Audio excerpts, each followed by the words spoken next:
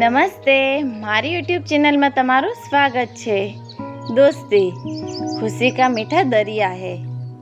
शहर से दूर जंगल में एक पेड़ पर गौरैया का जोड़ा रहता था। उनके नाम थे चीकू और चिनमिन। दोनों बहुत खुश रहते थे। सुबह सवेरे दोनों दाना चुगने के लिए निकल जाते थे। शाम होने पर अपने घोंसले में लौट जाते। कुछ समय बाद चिनमिन ने अंडे दिए और चिनमिन की खुशी का ठिकाना नहीं रहा। दोनों ही बड़ी बेसब्री से अपने बच्चों के अंडे से बाहर निकलने का इंतजार करने लगे। अब चिनमिन अंडे को सेती थी और चीकू अकेले ही दाना चुनने के लिए जाता था। एक दिन एक हाथी धूप से बचने के लिए पेड़ के नीचे आ बैठा। मदमस्त होकर वह अपनी सूंड से उस पेड़ को हिलाने लगा। हिलाने से पेड़ की वह डाल टूट गई जिस पर चीकू और चिनमिन का घोंसला था। उस तरह घोंसले में रखे अंडे टूट गए। अपने टूटे अंडों को देखकर चिनमिन जोरों से रोने लगी। उसके रोने की आवाज़ सुनकर चीकू और चिनमिन का दोस्त भोलू उसके पास आया और रोने का कारण पूछने लगा। चिनमिन से सारी बात सुनकर उन्हें बहुत दुख हुआ। फिर दोनों को धीरज धारते हुए भोलू बोला, अब रोने से क्या फ़ायदा, जो होना था वो तो हो चुका। चीकू बोला, भोलू भाई, बात तो तुम ठीक कर रहे हो, परंतु उस दुष्ट हाथी ने घमंड में आकर हमारे बच्चे की जान ले ली है। उसको दंड मिलना ही चाहिए। यदि तुम हमारे सच्चे दोस्त हो तो उसको मारने में हमारी मदद करो।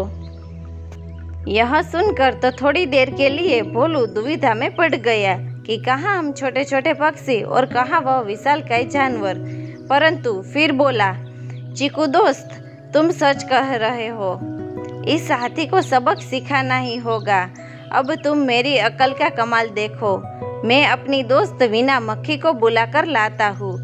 इस काम में वह हमारी मदद करेगी। और इतना कहकर वह चला गया। भोलू ने अपनी दोस्त वीना के पास पहुंचकर उसे सारी बात बता दी। फिर उसने उससे हाथी को मारने का उपाय पूछा। वीना बोली, इससे पहले कि हम कोई फैसला ले, अपने मित्र मेघानंद मेंढक की सलाह ले लूँ तो अच्छा रहेगा। वह बहुत अक्लमंद है। हाथी को मारने के लिए जरूर कोई आसान तरीका बता देगा। चीकू, भोलू और वीना तीनों मेघानंद मेंढक के पास गए। सारी बात सुनकर मेघानंद बोला, मेरे दिमाग में उसे मारने के लिए एक बहुत ही आसान तरकीब आई है। वीना बहन, सबसे पहले दोपहर के समय तुम हाथी के पास जाकर मधुर स्वर में एक कान में गुंजन करना। उसे सुनकर वह आनंद से अपने आंखें बंद कर लेगा।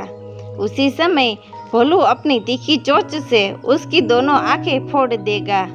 इस प्रकार अंधा होकर वह इधर उधर भटकेगा। थोड़ी देर के बाद उसको प्यास लगेगी।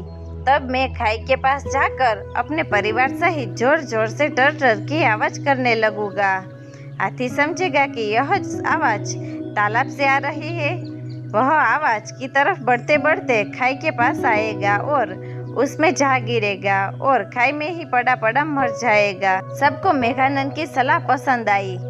जैसा उसने कहा था, वीना और भोलू ने वैसे ही किया। इस तरह छोटे छोटे जीवों ने मिलकर अपनी अक्ल से हाथी जैसे बड़े जीव को मार गिराया और फिर से प्यार से रहने लगे।